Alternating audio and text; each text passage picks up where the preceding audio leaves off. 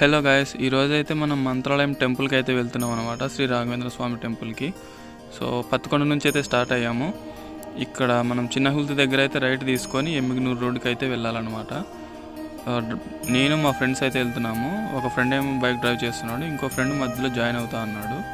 So ఇక్కడైతే మనము వెళ్తున్నాం అనమాట ఎమ్మిగనూరు రోడ్డుకి. ఇక్కడ చిన్న హుల్తి దగ్గర రైట్ సైడ్ తీసుకోవాలన్నమాట ఆదోన్ రోడ్డుకి, పత్తికొండ నుంచి ఆదోన్కి వెళ్ళే రోడ్లో. సో ఇక్కడ నుంచి సింగిల్ రోడ్డే, అదైతే పత్తికొండ నుంచి ఆదోన్కి వెళ్ళేది అయితే హైవే అనమాట. ఇక్కడ ఎమ్మిగనూరుకి వెళ్ళేదంతా సింగిల్ రోడ్ ఉంది. అక్కడ ఆదోన్ నుంచి కూడా ఎమ్మిగనూరుకి రావచ్చు, అట్లా చుట్టూ అవుతుందని మేము ఇట్లా వెళ్తున్నాము. సో ఇక్కడ మళ్ళీ అగ్రహారం దగ్గర మనకి లెఫ్ట్ అయితే తీసుకోవాలన్నమాట. ఇక్కడ కైరుప్పల దగ్గర మొత్తానికైతే మనము మంత్రాలయం దగ్గరలో ఉన్న ఎమ్మిగనూరుకి అయితే వచ్చేసాము. ఇక్కడ నుంచి జస్ట్ 21 కిలోమీటర్స్ అనమాట. ఇక్కడ నుంచి పెద్ద హైవే ఉంది. అక్కడ వచ్చేది మా ఇంకో ఫ్రెండ్ అనమాట, తను మా బీటెక్ ఫ్రెండ్. ఇప్పుడు ముగ్గురం కలిసి బైక్ మీద అయితే మంత్రాలయం టెంపుల్కి వెళ్తున్నాము. సో ఇక్కడైతే మనకి టోల్ గేట్ వచ్చింది. బైక్ కాబట్టి ఎవరు టోల్ అయితే కట్టరు. ఇక్కడ నుంచి మనకు ఒక 15 కిలోమీటర్స్ టు 20 కిలోమీటర్స్ అలా చూపిస్తుంది అనమాట ఎమ్మిగనూరు నుంచి. ఇది ఎమ్మిగనూరు టు మంత్రాలయం వెళ్ళే హైవేలో వస్తుంది అనమాట. మీకు టెంపుల్ అయితే క్లియర్గా చూపిస్తాను. కాకపోతే గర్భగుడిలోన మనకి వీడియో తీసుకునే ఛాన్స్ అయితే ఉండదు, బట్ టెంపుల్ అయితే బాగుంటుంది.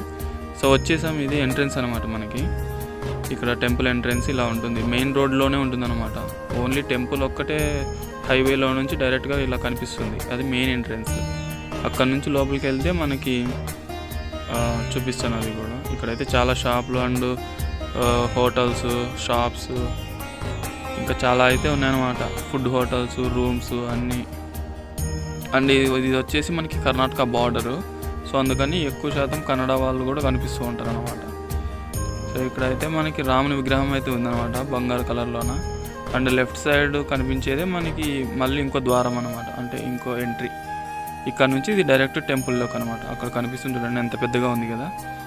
సో చాలా పెద్దగా అయితే ఉంటుందన్నమాట టెంపుల్, చాలా విశాలంగా. గుడికి రైట్ సైడ్ మనకు తుంగభద్ర నది కూడా ఉంటుంది. సో అదైతే కవర్ చేయలేకపోయాను, బట్ ఈ వీడియోలోన దాదాపు అంతా కవర్ చేశాను. మేము సంక్రాంతి రోజు వెళ్ళామన్నమాట. సంక్రాంతి రోజు వెళ్ళడం వల్ల ఇక్కడ జనాలు అయితే చాలామంది ఉన్నారు. మాకు దర్శనానికి కూడా చాలా టైం పడుతుందని అనుకుంటున్నాము. చూడాలి ఎంత టైం పడుతుందో. సో చూడండి, ఎక్కువ మంది, చాలామంది వచ్చారు జనాలు. అండ్ ఇంకోటి ఏంటంటే గర్భగుడిలోన మనకి షర్ట్ అయితే తీసేయాలన్నమాట అబ్బాయిలు, అంటే బనియన్ కూడా ఉండకూడదు. ఓన్లీ ఉత్తపైతోటే పోయి దర్శనం చేసుకోవాలి. ఓన్లీ జెంట్స్కి ఒకటే అనమాట అది. సో ఎంట్రన్స్ అయితే ఇలా ఉంటుందన్నమాట. ఎంత పెద్దగా, ఇంత విశాలంగా ఉంది చూడండి అక్కడ. ఇది యాక్చువల్గా టెంపుల్ కాదు, మఠం అన్నమాట. సో అన్ని లాంగ్వేజ్లో రాశారు. ఫస్ట్ తెలుగు, హిందీ, మళ్ళీ తర్వాత ఇంగ్లీషు, కన్నడ, 4 లాంగ్వేజ్లో అయితే రాశారు. చూడండి క్యూ అయితే ఎంతమంది ఉన్నారో.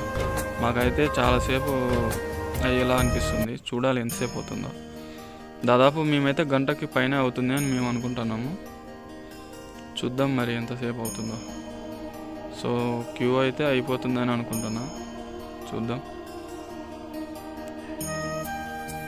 అయ్యి బాబా, క్యూ అయిపోతుంది అనుకున్నా కానీ ఇంకా ఉందండి, చాలా ఉంది.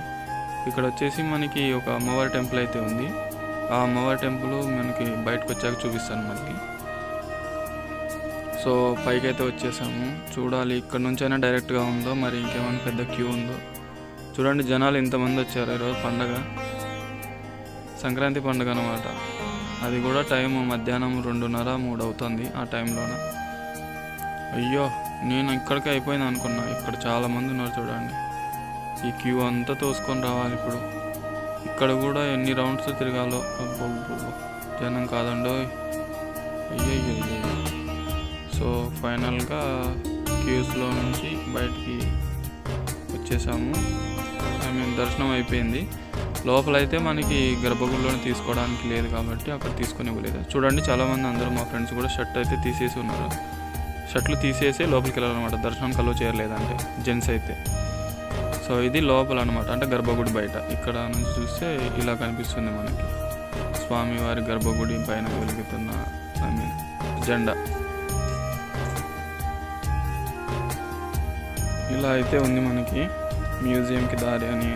మేమైతే చాలా ఎక్స్ప్లోర్ చేద్దాం అనుకున్నాం, కానీ ఆ జనాన్ని చూసి మాకు టైం సరిపోదని మేము వెళ్ళిపోయాం అనమాట.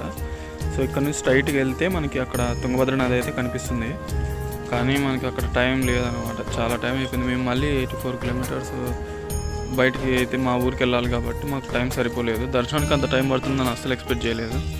దర్శనానికి అంత టైం పట్టకపోయింటే బాగుండేది. కాకపోతే పండగ కాబట్టి చాలామంది అయితే వచ్చారనమాట. ఇక్కడ అమ్మవారి గుడి ఉంది కదా, చూస్తాను చూడండి. ఇప్పుడు అయ్యో బాబాయ్ ఎంతమంది జనాలు, చాలామంది అయితే వచ్చారు. వీళ్ళంతా పండగ చేసుకోకుండా ఎందుకు వచ్చారా అని డౌట్. చూడండి అమ్మవారి టెంపుల్.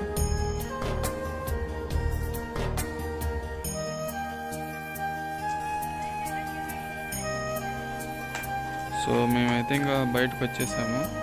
ఇక్కడ నుంచి ఇక్కడ అందరూ చాలామంది నిలబడి ఫోటోలు తీసుకుంటూ ఉన్నారు అన్నమాట.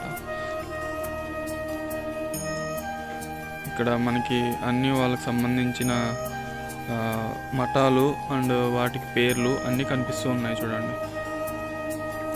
మంచి ప్లేస్ అండి విజిట్ చేయడానికి. మంత్రాలయం అనేది పీస్ఫుల్గా ఉంటుంది, చాలా ప్రశాంతంగా, చాలా విశాలంగా. పక్కనే మనకి తుంగభద్ర నది.